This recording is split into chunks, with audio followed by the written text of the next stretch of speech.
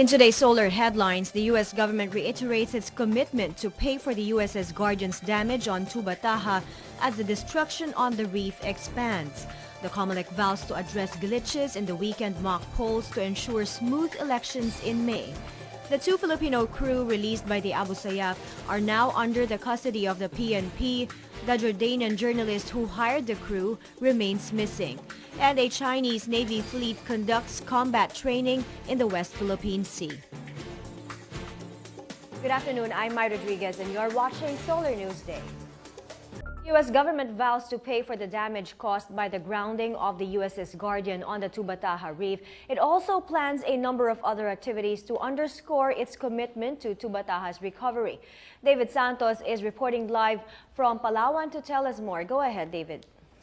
Well, Mai, though efforts are still ongoing to retrieve the grounded USS Guardian, the U.S. government has assured it is taking responsibility for the consequences of the Tubataha Reef incident. In a statement issued on Sunday, the U.S. government, through its embassy in Manila, reiterated its regret over the incident and said it would provide appropriate compensation to the Philippines for the damages the minesweeper has caused inside the protected area of the marine park. In addition to this, the U.S. government will also fund a number of programs to ensure the recovery of the Tubataha Reef. These actions will include holding consultations with local marine experts to discuss the best options to restore and rehabilitate the Tubataha and also release a 4 million peso grant to a Philippine university that will support coral restoration research. U.S. is also forming a team of interdisciplinary scientific experts that will look at the damage at the marine park and remediation options in coordination with local government and private organizations. U.S. is also offering to fund a site survey that should improve the existing ranger station in the Tubataha by installing radars and communication equipment to assist park rangers and the Philippine Coast Guard in avoiding future collisions as well as keep a watch on poachers.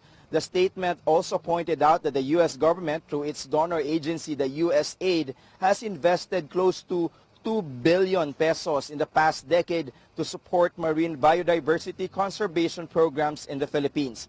The latest pronouncement can be seen as US's way of driving the message that despite the flack it has been getting because of the incident, it should be also pointed out that the American government has always been supportive of its bilateral cooperation in science and technology with the Philippines through its assistance agreements. Meanwhile, Mai, there is still no word on when the proper dismantling of the USS Guardian will begin. One of the two heavy cranes contracted by the U.S. military has arrived here in Puerto Princesa on Sunday, but the Coast Guard is saying that the schedule for the deployment of the SMIT Borneo to the Tubataha Reef has yet to be finalized. Both Philippines and U.S. officials have earlier said that removing the Guardian from the reef will take at least more than a month. Mai? Thank you, David. David Santos there reporting to us live from Palawan.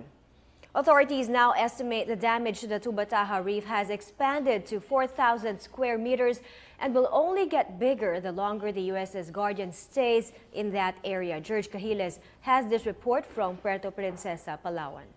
After several days of delay, the SMIT Borneo has finally arrived here at the Puerto Princesa port, and as you can see, this salvage vessel has a barge that carries the crane and being pulled by a tugboat. And according to the authorities, the delay is caused by the unfavorable sea condition from Singapore going here to Palawan.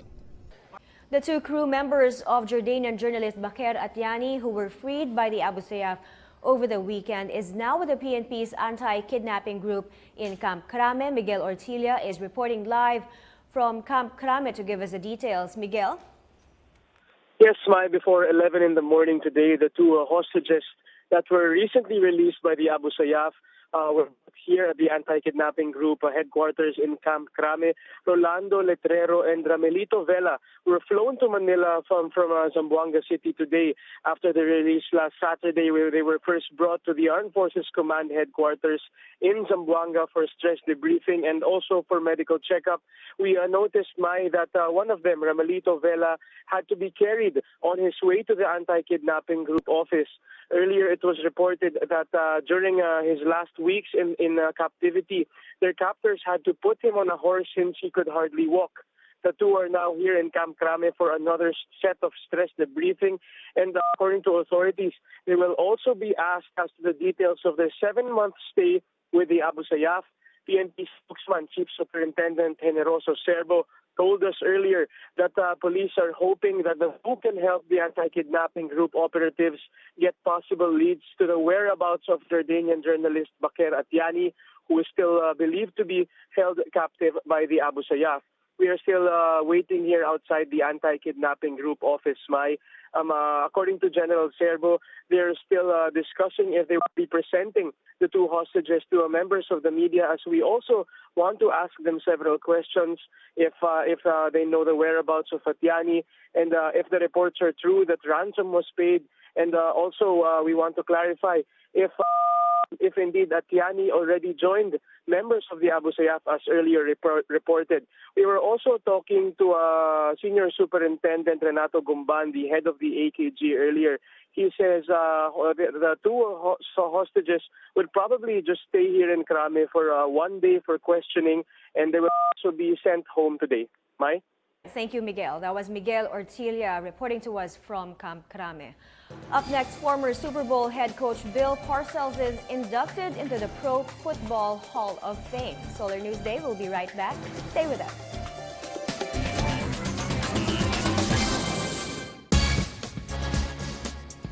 Welcome back. In Paraguay, the government declared 3 days of mourning and suspended all official activities as the country grieves the death of presidential candidate Lino Oviedo, who died in a helicopter crash over the weekend. Oviedo was traveling to northern Paraguay for a campaign event when the accident happened. The country's Civil Aeronautics Administration said it ordered a search when air controllers lost contact with the helicopter. Oviedo was a retired general who helped in the 1989 coup that ended the 35-year dictatorship of Alfredo Stroessner.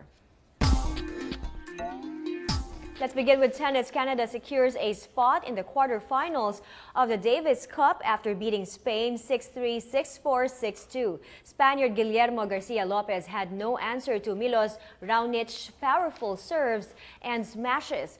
Raonic unleashed 22 aces overall and surrendered only 1 break point. Canada will face Italy in the next round. In football, former Super Bowl winning head coach Bill Parcells joined 6 former players into the Pro Football Hall of Fame, the sport's greatest individual honor. The panel spent more than 8 hours to decide on the lineup, with an hour alone debating whether to include Parcells in the prestigious recognition. Parcells led the New York Giants to 2 Super Bowl titles during his 19-year career. Parcells, along with Larry Allen, Jonathan Ogden, Warren Sapp, Chris Carter, Curly Culp, and Dave Robinson, will be enshrined into the Hall of Fame in August. News now. A new study showed vegetarians were 1/3 less likely to be hospitalized or die from heart disease than those who eat meat and fish. Researchers said the lower risk was likely due to lower cholesterol and blood pressure levels. They added this was probably partly due to the lack of red meat, especially meat that's high in saturated fat, and extra fruits and vegetables in their diet. They advise scaling back on saturated fat such as butter, ice cream, cheeses, and meats. In another study, people who enjoy yoga may be in for more benefits than just a relaxed mind and body. Doctors say yoga can also help people with irregular heart rhythms and can reduce their visits to the emergency room when symptoms flare up.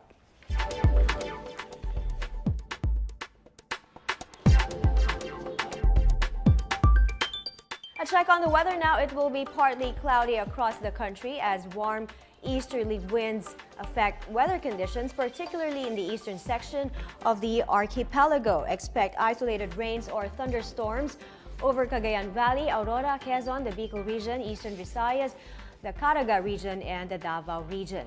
Down south, Compostela Valley and Davao Oriental will be partly cloudy with just a few rains until Wednesday. A gale warning is up over the northern and eastern seaboards of southern Luzon, Visayas, and Mindanao. Fishing boats and other small vessels are advised not to venture out to sea. And checking today's temperatures in the metro, it will range from 23 to 32 degrees Celsius. Let's check what's happening on the road around the metro. On the line is Vincent Lizada from the MMDA Metro Base. Go ahead, Vincent. Yes, magandang hapon sa iyo, Miss Mai, at sa mga nanonood po sa Solar News. Ang kalagayan po ng trapiko sa EDSA sa southbound po yan, light to moderate po yan. At ang pagmomoderate po ng daloy ng trapiko, magmumula po dyan sa New York hanggang Aurora Tunnel. At dito po sa may Connecticut hanggang makalampas po yan ng Rochester. Samantalang ang EDSA northbound po natin, light traffic po yan. Ang C5 po natin, ang southbound at ang northbound po niyan, light traffic po, magkabilang panig ng C5. Gayun din po ang Commonwealth po natin, yung eastbound at ang westbound po niyan, pareho pong light traffic ang mararanasan. Samantalang ang kahabaan po ng Rojas Boulevard po natin, ang northbound po niyan, moderate traffic po yan sa may Katigbak area. Gayun din po yung southbound po niyan, moderate traffic din po yan. Pagkalampas po ng Katigbak ay maluwag na po yan hanggang makarating po kayo ng Coastal Road. Yan po ang lagay ng trapiko ngayong tanghaling ito. Mula po dito sa MMDA Metro Base, Vincent Lizada po, Solar News. Maraming salamat, Vincent, for that traffic update. Entertainment news now. Actor turned filmmaker Ben Affleck wins the top honor at the Directors Guild of America for his worldwide hit Argo.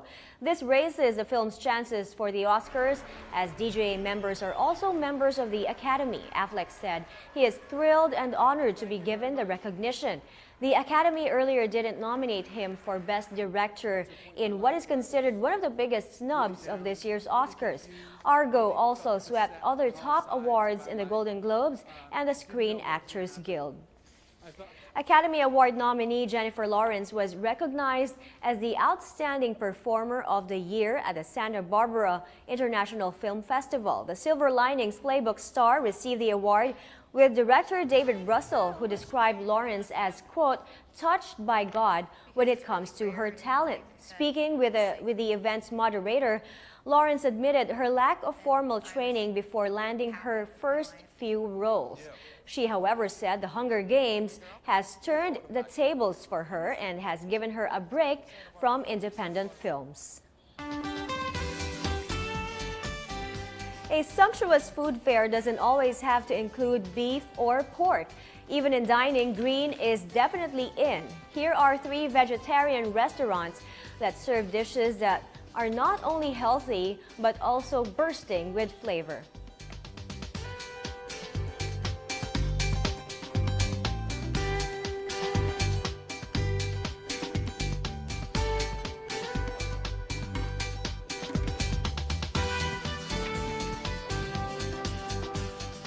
Do you have your own pick? Send in your suggestions via our Twitter account at Solar TV News or through our Facebook page, Solar News Online.